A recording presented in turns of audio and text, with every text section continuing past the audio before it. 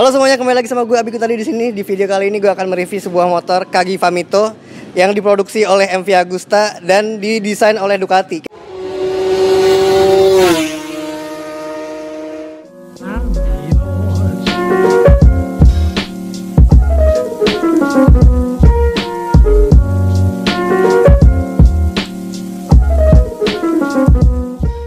Kita bisa lihat bahwa di sini motornya Ducati banget. Kita bisa lihat ini kayak mini version of Ducati yang dari standarnya udah dilahirkan dengan parts-parts yang menurut gue sangat eksotis. Gimana enggak, shock depannya sudah Marzocchi, remnya udah Brembo bawaan standar. Gue rasa ini adalah parts-parts yang gak bakal ada di motor baru manapun sampai detik ini. Bahkan sampai motor-motor 2,5 atau kayaknya 600 pun juga kayaknya nggak semuanya semewah ini ya. Standarnya pun juga udah pakai steering damper bawaan lahir. Gila Pak. Untuk sasis sendiri pakai aluminium. Mana ada 250 cc dari tahun terakhir ini 2004 sampai sekarang yang menggunakan sasis aluminium. Emang gila banget. Oke, sekarang kita mulai di depan dulu ya. Standarnya ini udah pakai shock upside down. Gue lupa ukurannya sebenarnya berapa. Kalau nggak salah dia 40 mm ya. Udah gitu remnya udah pakai rem Brembo. Ini gede banget sih. Terus ini juga pakai master remnya udah standarnya bawaan Brembo. Jadi ini standarnya aja tuh memang udah Itali banget ya. Gue nggak tahu nih banyak banget produk-produk yang dari luar brand produk ini sendiri yang dipasangin ke motor ini gitu. Jadi menurut gue untuk membuat motor ini tuh kolaborasi menurut gue oke banget. Ada Ducati, campur tangan Ducati, MV Agusta, ada campur tangan Brembo, dan parts-partsnya bahan-bahannya juga eksotis. Jadi menurut gue kalau motor sekarang ya, mungkin motor sekarang itu lebih menjual desain, tapi enggak untuk motor-motor pada tahun ini gitu loh. Untuk motor tahun ini, tahun 90-an seperti TZ, RNSR, Mito, Aprilia, RS, itu menurut gue mungkin desainnya ya oke. Nggak begitu yang terlalu eksotis gimana, desainnya simple banget, cuman materialnya itu sangat eksotis. Ini yang buat gue membedakan engineering zaman dulu itu lebih bekerja lebih banyak dibanding desainer. Jadi kalau mungkin zaman sekarang apa-apa desain model ini itu sekarang, kalau zaman dulu enggak. Mereka menggunakan parts-parts yang berbahan eksotis seperti aluminium bahkan atau standar bawaannya sudah memiliki steering damper. Gitu. Gue udah coba ini stangnya, bobotnya itu enggak berat dan juga enggak ringan. Terutama ya karena ini dampernya itu belum yang adjustable tapi udah pas banget untuk pemakaian harian. Jadi kalau orang mikir biasanya damper tuh dipakai untuk keperluan sirkuit doang, enggak juga. Karena untuk stabilitas pengendaraan menurut gue standarnya ini udah oke banget gitu loh. Tapi ini shock depannya belum bisa adjustable, jadi dia emang ya udah begini adanya. Cuman kita bisa lihat nih konstruksi motor standarnya itu kokoh banget dan rapi banget. Kalau misalkan kita ngeliat biasanya kalau di motor-motor Jepang kayak motor TZR itu tempat olinya itu di samping kelihatan, itu sangat rapi. Dia itu ada di bawah tangki. Bener-bener dipikirin dari segi desainnya. Jadi gue bisa bilang ya ini motor tuh bener-bener didesain pakai hati, gue bisa bilang. Ini dari kokpitnya pun semuanya dudukannya bentuknya mirip banget sama Ducati 911 karena memang ini didesain menyerupai motor tersebut gitu. Kayaknya pada saat itu si Cagiva nggak punya desainer, dia ngontek Ducati, gue pinjem dong desainer lo untuk desain motor gue. Terus Ducati bilang oke, budget lo berapa? Budget gue sekian. Kayaknya nggak banyak banget. Akhirnya pas si desainer Ducati datang, dikasih dengan gambar yang sama motor ini. Nih, bikin aja motor ini pakai mesin 2 tak. Nggak tahu ya, tapi gue rasa sih kayaknya gitu. Oke, sekarang kita lihat ke bagian tangkinya. Gede banget sih, menurut gue ini tangkinya gede banget. Untuk motor 125 cc, bayangin aja motor Vario sekarang cc lebih gede coy, 150 cc. Ini cuma 125 cc, motor bisa dibilang kecil banget gitu. Tapi kalian harus tahu bahwa 125 cc pada zaman itu adalah ekuivalen sama 250 cc zaman sekarang. Oke, gue nggak bisa bilang itu sama sebenarnya. Mungkin dari segi power to weight ratio ya. Mungkin dari segi power mungkin nggak bisa dibilang begitu. Apalagi zaman sekarang teknologi lebih canggih-canggih kan. Tapi kita bisa lihat GP 125 itu sekarang diganti dengan Moto3 yang mesinnya 250 cc. Berarti 125 cc 2 tak diganti dengan 250 cc 4 tak. Begitupun juga GP 2,5 yang 250 cc 2 tak diganti dengan Moto2 yang mesin 600 cc. Bukan berarti mesinnya sama-sama powernya sama, cuman menurut gue itu akan dihitung dari segi power to weight ratio-nya. Jadi poinnya itu yang harus kalian ingat, bahwa 125 cc zaman ini itu hampir sama seperti sekarang 250 cc 4 tak zaman sekarang. Gitu. Ini kalau gue lihat ya dari sini sekarang bahkan joknya masih original. Jok original dari tahun 2004 sampai sekarang kondisi masih begini. Ini bisa dibilang bahwa build quality-nya yang sangat oke. Tapi kondisinya menurut gue benar-benar perfect banget. Kocinya pun ini masih original dan bentuknya tuh oke banget ya. Gitu. Oke, sekarang kita ke bagian mesinnya. Di bagian mesinnya itu seperti dua tak lainnya. Mesin dua tak ini sudah dilengkapi dengan servo CTS, Cagiva Torque System gitu. Jadi sama kayak YPVS, Yamaha Power Valve System. Pokoknya dia ini pakai elektronik, bukan mekanis seperti Kawasaki Ninja RR ya. Kalau Kawasaki Ninja RR itu hampir mirip kayak mesin-mesin SE yang di pembukaan K2P itu pakai mekanis, tapi kalau ini dia pakai elektronik seperti YPVS atau RC valve gitu. Jadi perawatan ekstra perlu diperhatikan di bagian situ. Biasanya itu harus diperhatikan dari bagian aki atau kiproknya. Kalau misalkan kiproknya udah mulai lemah atau aki udah mulai lemah, itu bisa berpengaruh kepada si CTS-nya itu. Dan sepengetahuan gue, kalau nggak salah motor ini tuh di restricted standarnya. Restricted itu apa artinya? Jadi mesinnya tuh dibatasi untuk mencapai power tertentu gitu. Kalau nggak salah ada satu restricted kit gitu. Kalau nggak salah tuh ada, gue nggak tahu ada di bagian mana. Kalau nggak salah ada di bagian CDI sama di bagian knalpotnya itu sendiri. Tapi standar kalau nggak salah paling knalpotnya. Knalpotnya itu di Eropa kalau nggak salah harus euro berapa pada saat itu. Jadi dia harusnya emisinya lebih tinggi gitu ya, lebih bagus ya. Tapi kalau saat dia diganti itu dia akan powernya lebih bagus lagi. Nah sekarang kita ke bagian kaki belakang.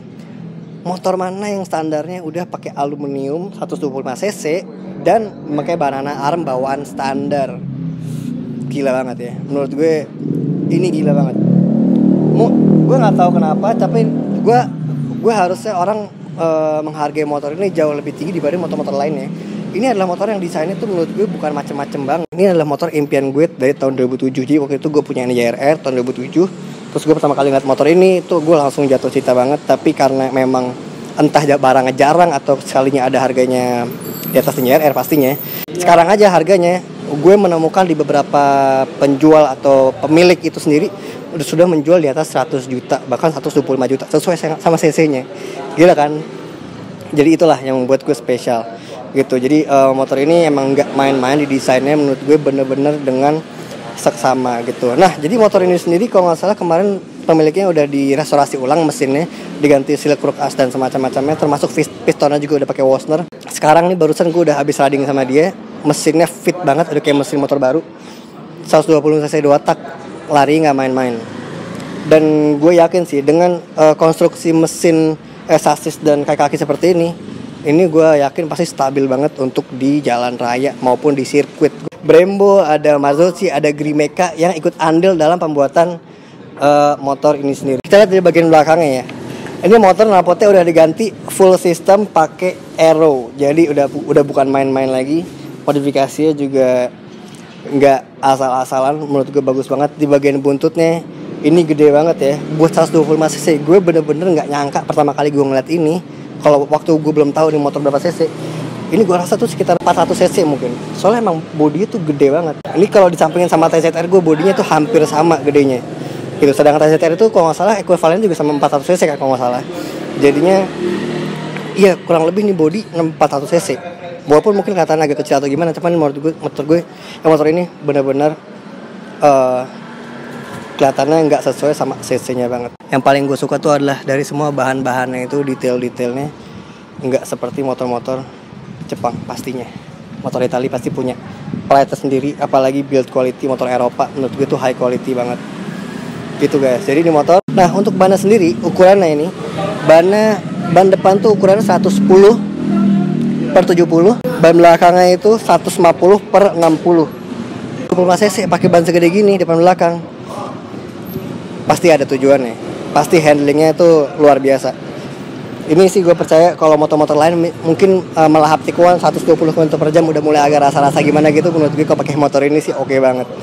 Gila, kokoh banget coy standarnya. Oke guys, kayaknya gue rasa itu aja dari gue. Mungkin kalau kita mau dengar suaranya, sekarang kita coba dengar suaranya. Tapi gue nggak bisa pakai test ride karena gue pribadi bukan tipe orang yang suka mencoba motor-motor orang gitu. Paling gue kalau pengen nyoba naikin sama dengar suaranya. Sekarang mari coba naikin dulu ya. Oke guys, ini dia posisi ridingnya. Gokil. Nah, ini kita bisa lihat ya, posisi stang sama jok itu bisa dibilang hampir sejajar. Nah, ini adalah salah satu ciri-ciri motor sport. Jadi kalau orang zaman sekarang nih ngeliat motor stangnya tunduk banget gitu, terlalu pegel dan semacam-macamnya, berarti artinya kalian belum cocok untuk naik motor sport. Karena motor sport itu adalah motor yang stangnya itu sejajar dengan jok kalau menurut gue. Kalau racing biasanya agak lebih pendek, tapi bisa lebih tinggi juga.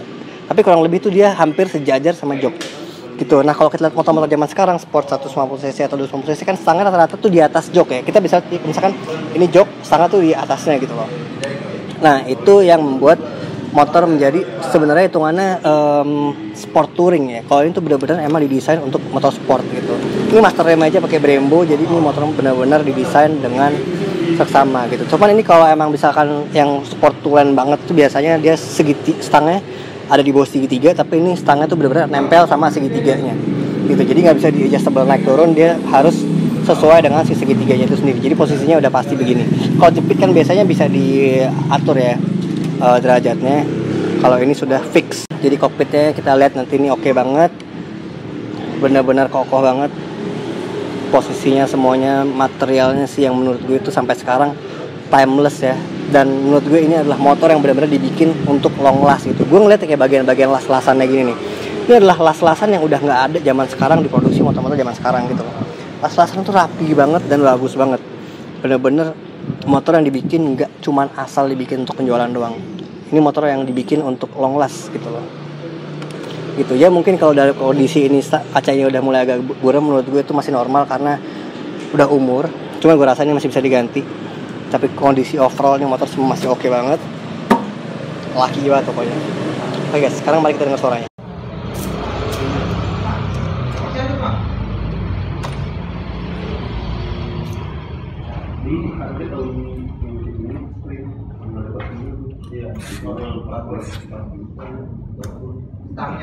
Suara servonya masih yang sampai motor lompat.